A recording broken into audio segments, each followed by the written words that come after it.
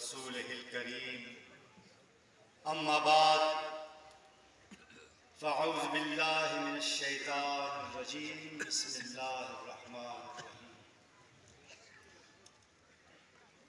बाद हम्दो सनाए रब्ब जलील व हदिये सलात व सलाम बसैयद आलम आकाए दो जहां रहबरे उन्स जां शहनशाह कौन व मकान हज़रत मोहम्मद मुस्तफ़ा अहमद मुज्तबा सल्लल्लाहु अलैहि व आलिहि वसल्लम। अल्हम्दुलिल्लाह, अल्लाह ताला का बेपनाह एहसान है कि मालिकुल मुल्क ने आज फिर हमें अपनी याद की तौफीक और मौका अता फरमाया।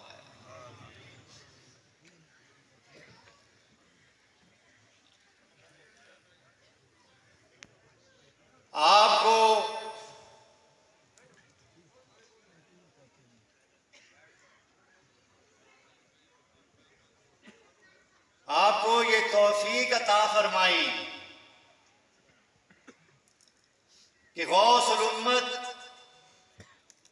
हजरत ख्वाजा मोहम्मद कासिम बाबा जी रहमतुल्लाह अलैह के उर्से मुबारक में शरीक हों। मुल्क के तूल व अर्ज़ से और बैरून ममालिक से सफर करते हुए सफर की सोबतें और मुश्किलात सहते हुए मौसम का मुकाबला करते हुए हालात की मुश्किलों का मुकाबला करते हुए आप लोग यहाँ तक पहुँचे। वमा तौफीक़ी इल्ला बिल्लाह, ये अल्लाह ताला की अजीम तौफीक के बगैर मुमकिन नहीं।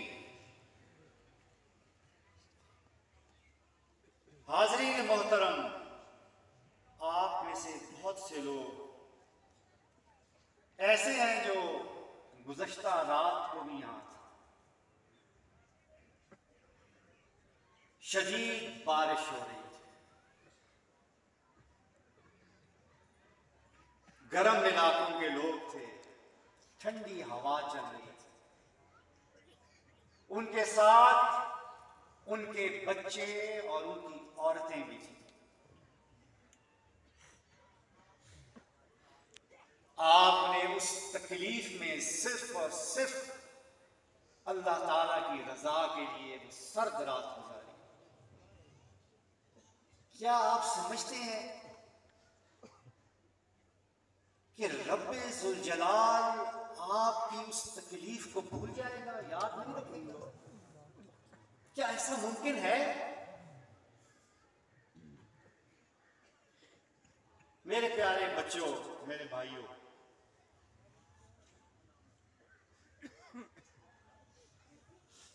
फमन यअमल मिस्क़ाल ज़र्रतिन खैरन यरह, इंसान की जरा भर भी नेकी अगर हो तो अल्लाह ताला उसका भी क़यामत के दिन बदला अता फरमाएगा। मेरा रब इतना गैरतमंद है, वो किसी का उधार नहीं रखता, वो किसी का उधार नहीं रखता। आप जरा तसव्वुर करें और ये सोचें कि अगर आपका कोई बहुत प्यारा दोस्त हो, कोई हमदर्द हो, आपकी कंपनी या किसी भी महकमे का जहां आप काम करते हैं उसका बॉस हो आपका, वो बहुत अमीर हो, बहुत ताकतवर हो, उसके पास बहुत वसाइल हो, और आप उसके बहुत प्यारे भी हो, करीब भी हो, और उसके लिए तकलीफ उठाएं, और आपकी वो तकलीफ उसकी नजरों में हो, और फिर आप उसके सामने एक छोटी सी अपनी जरूरत पेश कर दें, अगर वो सखी, मालिक या बॉस या हमदर्द या भाई आपका इतना मालदार और ताकतवर है कि आपकी वो जरूरत पूरी करने से उसके माल में, उसकी इज्जत में, उसके वकार में कोई कमी नहीं आएगी, तो क्या वो पीछे रहेगा? वो तो लाजमी करेगा। इसी मिसाल को जहन में रखें और ये सोचें कि एक इंसान जब मेहरबान होता है तो अपने साथ मोहब्बत करने वाले और अपने लिए तकलीफ उठाने वाले पर कितना मेहरबान हो जाता है कि उसकी सारी ख्वाहिशें पूरी करने के लिए तैयार हो जाता है। और आपने तो रब्बे जुल जलाल के लिए, मालिकुल मुल्क के लिए तकलीफ उठाई है। अजीजान मोहतरम, याद रखें कि अल्लाह ताला की जात अपने बंदों का हिसाब हमेशा बेबाक कर देता है, इस दुनिया में भी और आखिरत में भी। वो किसी का उधार नहीं रखता। आज आप जिस अजीम हस्ती की याद मनाने के लिए मोड़ा शरीफ में इकट्ठे हुए हैं, बानी दरबार आलिया मोड़ा शरीफ गौसुल उम्मत हजरत ख्वाजा मोहम्मद कासिम रहमतुल्लाह अलैह, आप तवक्कुल और अल्लाह की बंदगी की एक लाजवाल मिसाल। जब भी गौसुल उम्मत का नाम सामने आता है तो आपका तवक्कुल, आपकी सारी जिंदगी इंसान के सामने आ जाती है। अपने मुर्शद आजम के कहने पे गौसुल उम्मत इस बयाबान जंगल में आकर बैठ गए।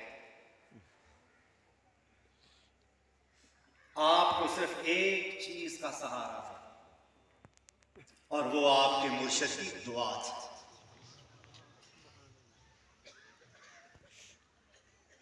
मुर्शद की दुआ के सहारे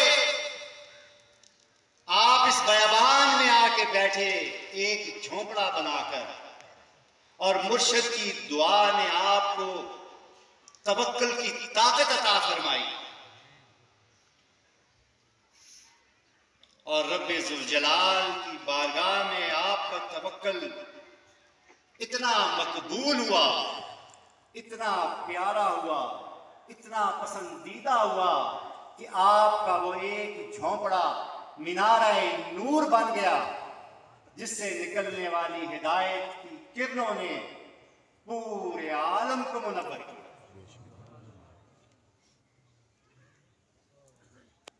हाज़रीन मोहतरम,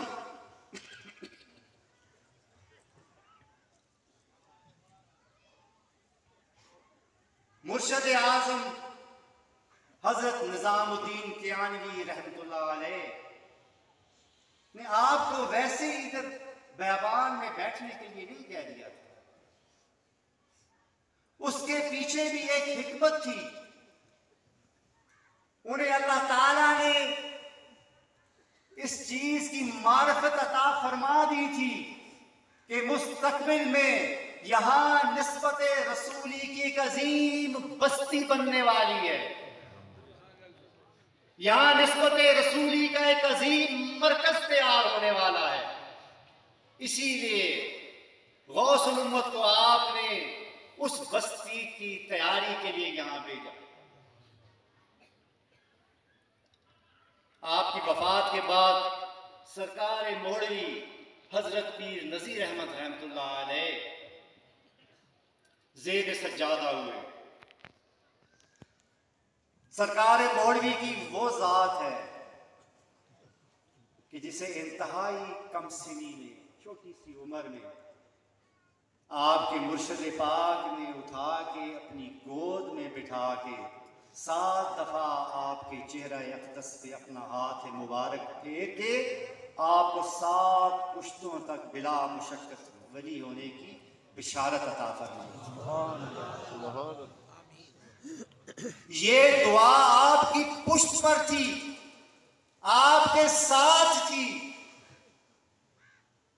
लिहाजा जो जमीन गौसुल उम्मत ख्वाजा मोहम्मद कासिम ने तैयार की थी उसमें सरकार मौलवी ने निस्बत रसूली का पौधा लगाया और आप तसव्वुफ के मुजद्दद बने।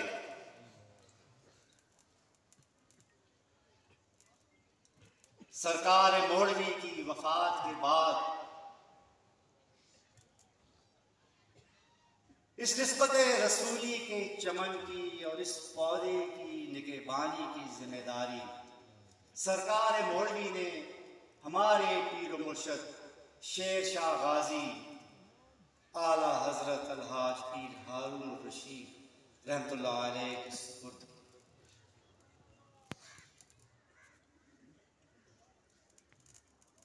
और आपने उस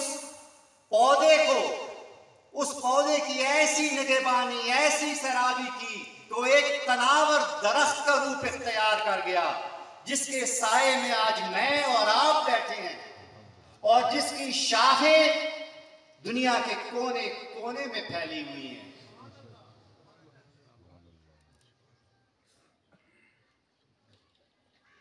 हाज़रीन मोहतरम, हमारे पीर मुर्शिद शेर शाह गाजी रहमतुल्लाह अलैह ने एक मर्तबा मुझे बुलाया, मैं उनके पास बैठा हुआ था तो उन्होंने इरशाद फरमाया कि बड़ी गौर तलब बात है। उन्होंने फरमाया कि गौहर,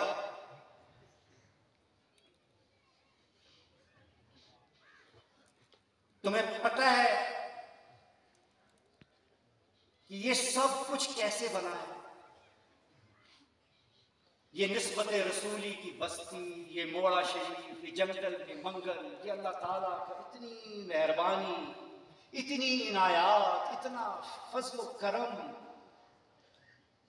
इतनी मेहरबानी, इतनी इज्जत, ये कैसे अल्लाह ने दी है? मैं खामोश रहा तो आपने फरमाया सिर्फ और सिर्फ पीर साहब की दुआ से, यानी सरकार मौलवी, सिर्फ और सिर्फ पीर साहब की दुआ से। फिर आपने फरमाया कि जब आला हजरत सरकार मौलवी बीमार थे, अपनी वफात से तकरीबन 6-7 महीने पहले, यानी आखिरी बीमारी जो थी, कहते हैं कि उसके दौरान मैं एक दिन सोया हुआ था और ख्वाब में मुझे आया कि किसी ने आके मेरे कान में कहा आला हजरत सरकार मौलवी के बारे में कि पीर साहब फौत हो गए। तो मैं एकदम हड़बड़ा के उठ गया। कहते हैं उस दिन के बाद मुझे शक सा बैठ गया कि बस शायद पीर साहब अब हमसे जुदा होने वाले हैं। तो कहते हैं कि मैं हर वक्त रोता रहता था। सरकार मौलवी बीमार थे, कहते मैं उनकी मुट्ठियां बांध रहा था, रो रहा था, ज़ारो कतार रो रहा था। और मेरे साथ एक खादम उनका साईं नियाज़ अली उनका नाम था, वो दूसरी कान को वो दबा, कहते मैं मुट्ठियां दबाता जा रहा था, रोता जा रहा था। अचानक सरकार मौलवी उठकर बैठ गए और मुझे मुखातब करके कहा कि हारून रशीद क्यों रोते हो? मैं अल्लाह की बारगाह में हाजिर हुआ हूं। और फिर उन्होंने अल्लाह की बारगाह का एक इंतहाई खूबसूरत नक्शा खींचा और कहा कि हारून रशीद, मैं तुम्हारी फाइल लेके अल्लाह की बारगाह में हाजिर हुआ हूं और मैंने तुम्हारे लिए एक एक कागज पर दस्तखत ले लिया है। मैं जाने से पहले ये फैसला करके जाऊंगा कि हारून रशीद का कोई मुखालिफ और कोई उसको मानने वाला और उसका साथी मेरे इलाके में दाखिल नहीं हो सकता। और सरकार मौलवी ने फरमाया कि हारून रशीद, हजारों नहीं, लाखों नहीं, करोड़ों लोग तुमसे फैज़याब होंगे और अल्लाह ताला तुम्हें किसी का मोहताज नहीं करेगा। और चश्मे फलक ने ये देखा, मैं और आप इस चीज के गवाह हैं कि हजारों दुश्मनों में घिरे हुए, जहां अपने और गैर सब दुश्मन थे, अकेले तन्हा शेर शाह गाजी ने इस चमनस्तान ने निस्बत रसूली की निगहबानी संभाली और आज इस शजर से मैं और आप फैज़याब हो गए। हाज़रीन मोहतरम, कहने का मतलब ये है कि ये सब कुछ कैसे अता हुआ? दुआ से अता। यानी ये मरकज कायम भी दुआ से हुआ, इसका कयाम और बका भी दुआ से है, और इसका काम भी दुआएं बांटना है, दुआएं देना है, दुआएं करना है। ये दुआओं का मरकज है मेरे प्यारे बच्चों, मेरे भाइयों। लेकिन दुआ है क्या? सवाल तो ये है, दुआ क्या है? दुआ चंद अल्फाज का नाम नहीं है, चंद रटे रटाए जुमलों को दोहरा देने का नाम नहीं है। वो तो दुआ होती ही नहीं। दुआ वो होती है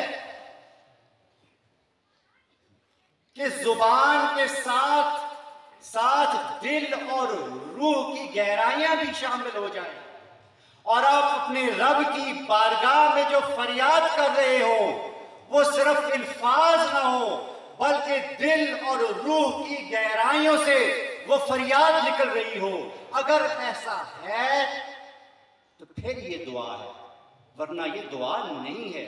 इसी दुआ के बारे में कहा गया है कि ये कबूलियत की मंजिलें तय करती है और ये कभी रद्द नहीं होती। और मेरे आका ने फरमाया कि अपनी दुआओं से गाफिल ना होना, क्योंकि जो लोग दुआओं से गाफिल हो जाते हैं उनकी दुआएं अल्लाह कबूल नहीं करता। और वो कैसी दुआएं होती हैं? वो दुआएं होती हैं जिसका इंसान को खुद इल्म नहीं होता कि मैं मांग क्या रहा हूं। तवज्जो कहीं और होती है, रटे रटाए जुमले होते हैं, दिलो दिमाग का जज्बात का ताल्लुक नहीं होता, चंद फिक्रे बोले और आमीन। ये दुआ नहीं, ये दुआ की तौहीन। अज़ीज़ान मोहतरम, दुआ वो होती है कि जिसके अंदर तवक्कुल समाया हुआ हो। बगैर तवक्कुल के दुआ दुआ ही नहीं। तवक्कुल वाली दुआ का ही नमूना हमें कुरान और हदीस से मिलता है। हमें जो दुआ सिखाई जाती है, जिस दुआ के मुतल्लिक बताया जाता है, वो दुआ है जो पैगंबरों का शेवा था। दुआ तो वो थी जिसने नूह की कश्ती को पार लगा दिया था। दुआ तो वो थी जिसने आग को इब्राहिम के लिए गुलजार कर दिया था। दुआ तो वो थी जिसने याकूब की आंखों को ठंडक दी थी, अयूब के दिल को सुकून दिया था। दुआ तो वो थी कि जिसने यूसुफ को गुलामों के बाजार में से निकालकर तख्त शाही पर बैठा दिया था। और दुआ वो थी कि जिसके नतीजे में दरिया ने मूसा के लिए अपना सीना चीर दिया था। हाज़रीन मोहतरम, दुआ वो थी कि जब मेरे आका ने मांगी तो बदर और खंदक के मौके पर आसमान से फरिश्ते नाज़िल हुए। और दुआ वो थी कि जब फतह मक्का के दौरान जब आपने अपने रब से मांगा तो रब ने ऐसी अता दी कि आपके बड़े से बड़े दुश्मन मुशरिकीन के सरदार आपके सामने सिर नुकू होंगे और आपकी अमान तलब करने लगेंगे। ये दुआ है। दुआ किसे कहते हैं? हाज़रीन मोहतरम, बारिश की कनियां पड़ रही हैं। मैं बात को यहां मुख्तसर कर सकता हूं, लेकिन नहीं करूंगा, ताकि आपका ये अमल मुकम्मल हो। ये पानी है, तेजाब नहीं। ये अल्लाह की रहमत है। ये जितनी बरसेगी उतना हमारा भला है। नबी करीम अलैहिस्सलाम की हदीस मुबारक है कि बारिश के दौरान की हुई दुआ जरूर कबूल होगी। लिहाजा हम इससे फायदा उठाएंगे। जितना बरसती है बरस से, हम नहीं उठेंगे, बात मुकम्मल करेंगे। हाज़रीन मोहतरम, मेरे प्यारे बच्चों, मेरी बहनों, मेरे भाइयों, जब हम इकट्ठे बैठते हैं, आपस में गुफ्तगू करते हैं, एक चीज बहुत जरूरी है, वो है नबी करीम अलैहिस्सलाम की ज़ात मुबारका का तज़किरा। क्योंकि उससे एक तो महफिल में बरकत आती है, दूसरा हमारे दिलों की सफाई होती है, साथ साथ हमारे गुनाहों की माफी का सबब है, और फिर हमें उससे नसीहत मिलती है,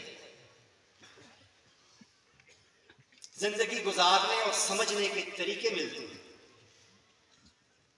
लिहाजा नबी करीम अलैहिस्सलाम की जिंदगी से मुतल्लिक कोई ना कोई वाकया बयान करना लाजमी है, और आपके गुलामों का वाकया बयान करना लाजमी है।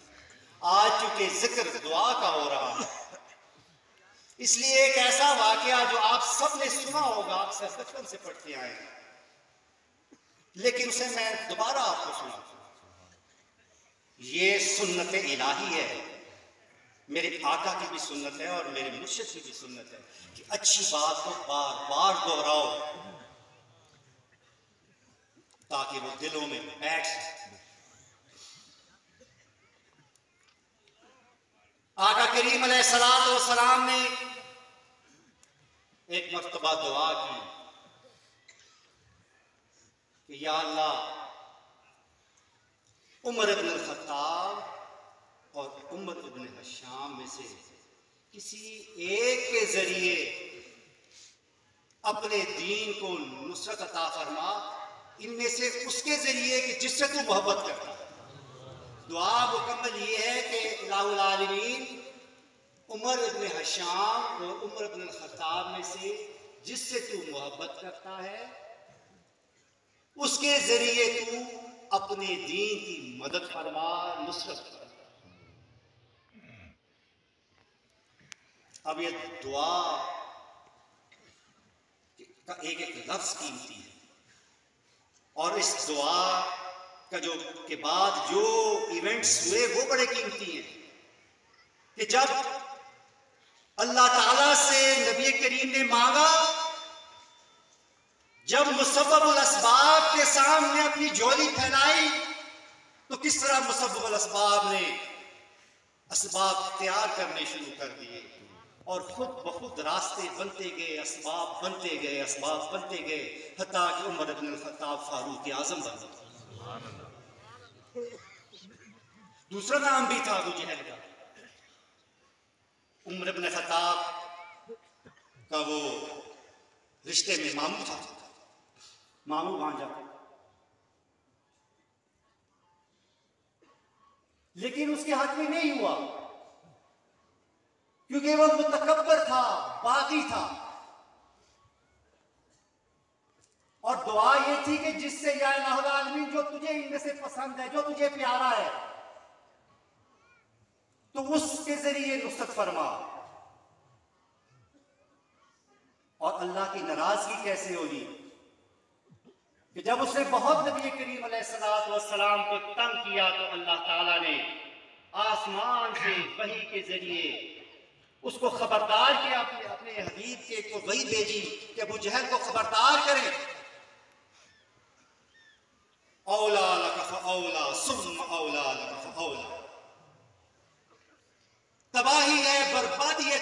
लिए और फिर तबाही है और बर्बादी है तुम्हारे लिए।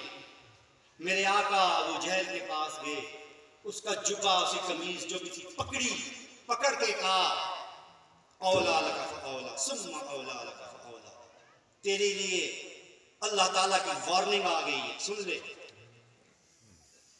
और उस बदबख्त ने अपने हाथ से नबी करीम अलैहिस्सलाम का हाथ झटक दिया, अपना जुब्बा छुड़ा दिया और कहा कि तुम और तुम्हारा दोस्त मेरा क्या बिगाड़ सकते हैं?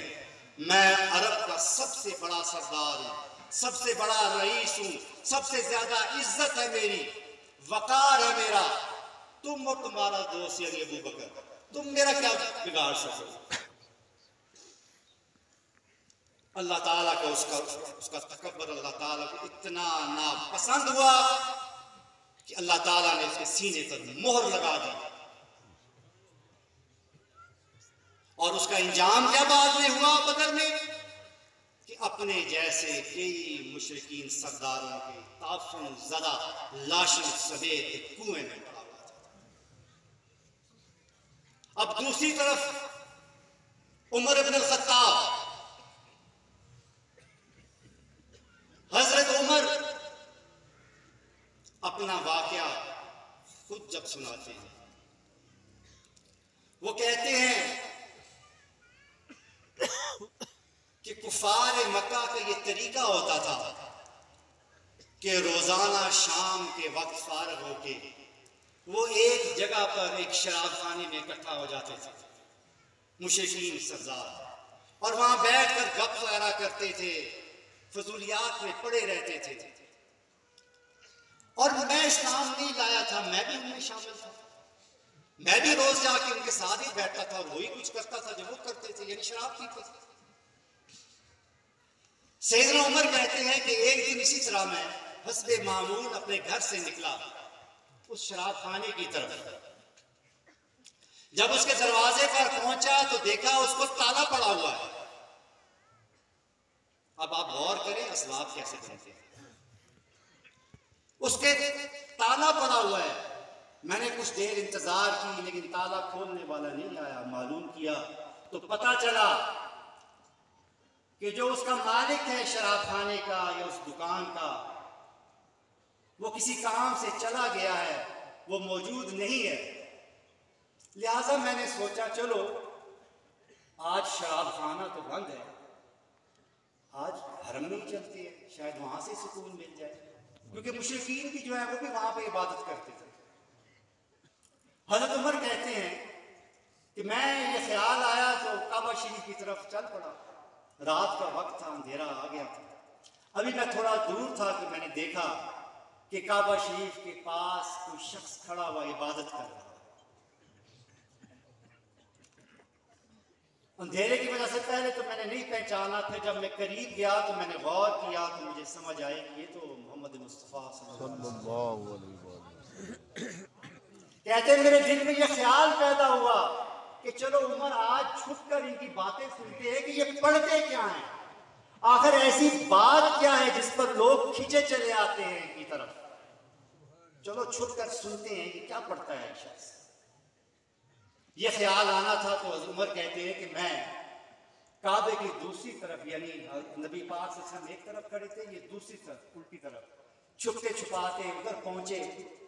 उमर कहते हैं कि मैंने अपने आप को गलाफ काबा में छुपा लिया ताकि मुझे कोई देख ना सके, और गलाफ काबा के अंदर अंदर अंदर अंदर से होता होता होता होता मैं नबी करीम अलैहिस्सलाम के करीब पहुंच गया, इतना करीब कि मैं उनकी बातें सुन सकूं और मुझे देख ना सकूं।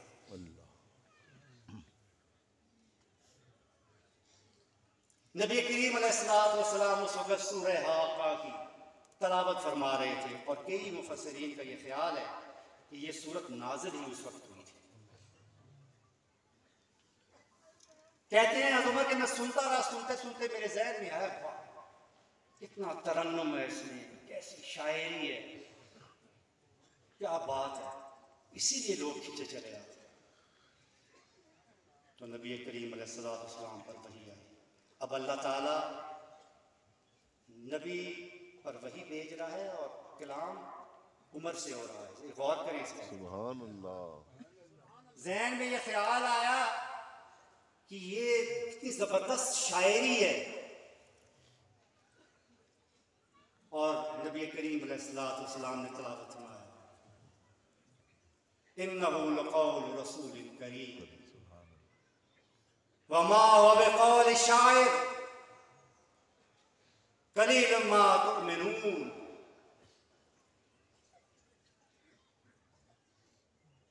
ये एक अजीम मेहरबान पैगाम रसां का कहा हुआ है। ये किसी शायर की शायरी नहीं है। अब वो छुपे हुए हैं उमर, वो नजर नहीं आ रहे, ना उन्होंने ऊंची बात की है, सिर्फ दिल में सोचा है, और ये वही नाज़िल हो, ये नबी पाक सल्लल्लाहु अलैहि वसल्लम ने तलावत फरमाई। उमर कहते हैं मैं हिल गया, ये क्या, मैंने तो ऊंची बात भी नहीं कही, मुझे वो देख भी नहीं पा रहे, मैं छुपा भी हुआ हूं, मेरे दिल में ये ख्याल पैदा हुआ है शायरी का, और जवाब मोहम्मद दे रहे हैं। कहते हैं दूसरा ख्याल मेरे ज़हन में आया, कुरैश सच कहते हैं, ये जरूर कोई जादू,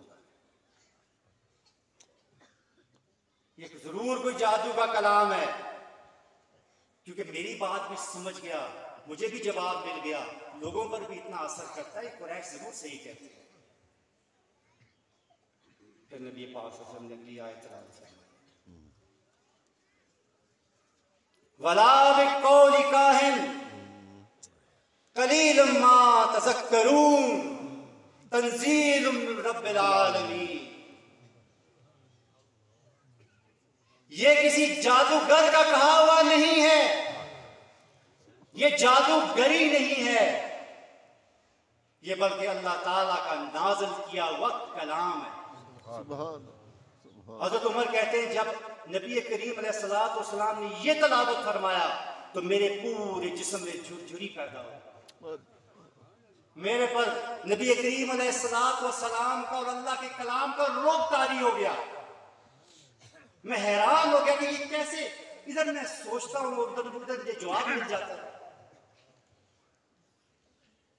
इतना रोब तारी हुआ कि मैं ग़िलाफ़ के अंदर अंदर से वापस जिधर से दाखिल हुआ था उधर तक पहुंचा, बाहर निकला तेजी से, तकरीबन दौड़ते हुए वहां से निकला और अपने घर जाकर सांस। हज़रत उमर कहते हैं कि वो पहला दिन था जब इस्लाम ने मेरे दिल पर दस्तक दी। उसके बाद के सारे वाक़यात आपको पता है, इंतहाई मुख्तसर उसका बयान करके आगे चलता हूँ कि फिर आपको पता है हमेशा सारे लोग पढ़ते हैं कि हज़रत उमर ने सोचा एक दिन बैठे हुए कि जाते हैं नबी करीम अलैहिस्सलाम को शहीद कर देता हूँ, सारी बात ही ख़त्म हो, जान ही छूटे ख़त्म। तलवार ली, निकल पड़े, रास्ते में उनका दोस्त हज़रत नईम मिले, उन्हें नहीं मालूम था उमर को कि ये भी इस्लाम ले आए। उन्होंने पूछा उमर कहाँ जा रहे हो तलवार लिए? उन्होंने कहा कि मोहम्मद को मारने जा रहा हूँ। उन्होंने कहा कि उधर बाद में जाना, पहले अपनी बहन के घर जाओ, फातिमा के घर और सईद के घर, उनको देखो, सुना है वो भी इस्लाम ले आए। उल्टे पांव हज़रत उमर अपनी बहन के घर आए, वो सूरह ताहा की तलावत कर रही थी। अंदर गए, अंदर जाके उन्होंने उन्हें मारना शुरू कर दिया, खून निकलता देखा तो घबरा गए, बैठ गए, पशेमान हो गए, उनसे माफी मांगी और कहा कि तुम ये क्यों कर रही हो, छोड़ो उसको, अपने दीन की तरफ वापस जाओ।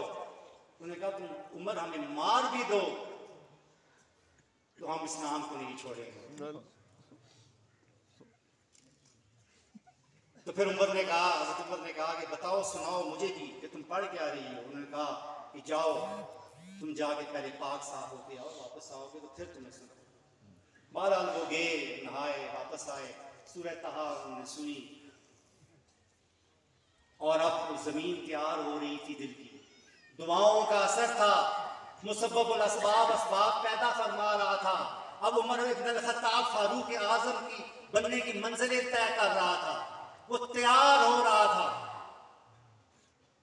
सूरह ताहा सुनकर तलवार उठाई और उसी तरह घर से निकल आए अपने मंजिल की तरफ। उतनी देर तक हजरत नईम पहुंचे, उन्होंने बता दिया कि उमर आ रहा है तलवार लेकर इस तरफ। हजरत हमजा अंदर मौजूद थे जो उनसे एक दिन पहले इस्लाम लाए थे। उन्होंने कहा आने दो उमर को, उसी की तलवार से फिर गर्दन उड़ा दूंगा। नबी करीम अलैहिस्सलाम ने फरमाया नहीं, आप ओट में हो जाएंगे सब। हजरत उमर आए। अब ये छोटा सा मुकालमा है, आम सी बात है लेकिन बहुत खूबसूरत। दरवाजा खटकाया, हजरत उमर अंदर आए। नबी पाक सल्लल्लाहु अलैहि वसल्लम खड़े हुए आपके करीब गए।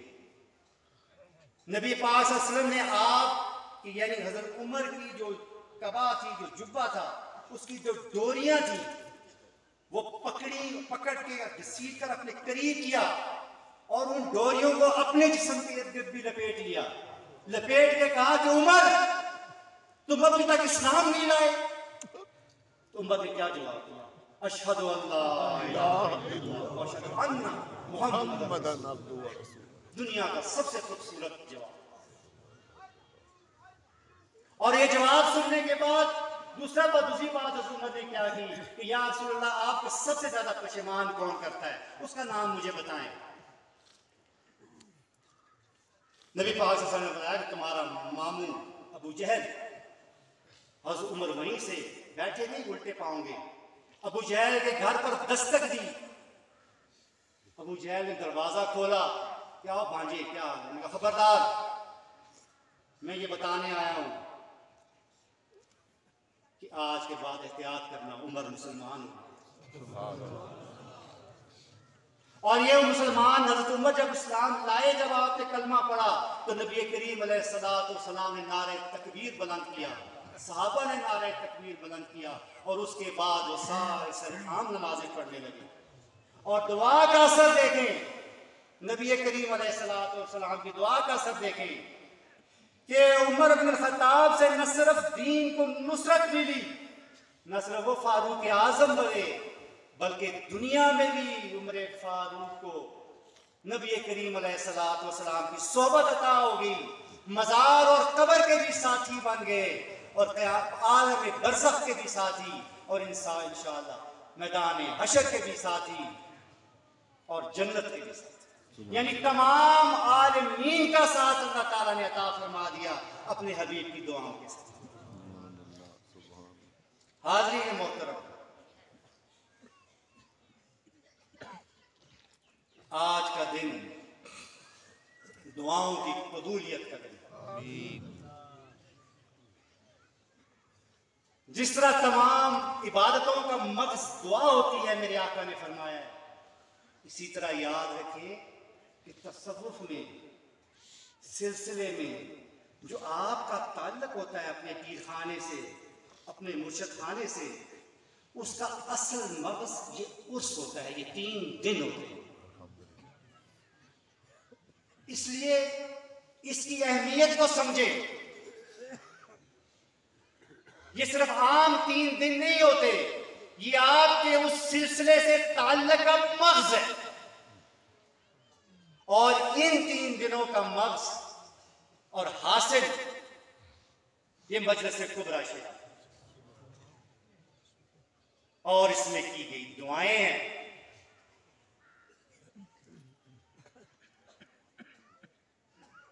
हाज़रीन मोहतरम, याद रखें, जैसे कि मैंने आपको कहा था कि दुआ वही कबूल होती है जो यकीन कामिल वाली हो, जो तवक्कल वाली हो। अगर आप वो देख सकें जो मैं देख रहा हूं, जो मेरा दिल मुझे बता रहा है, तो यकीन जाने आप अपनी सारी थकावटें भूल जाएं। आप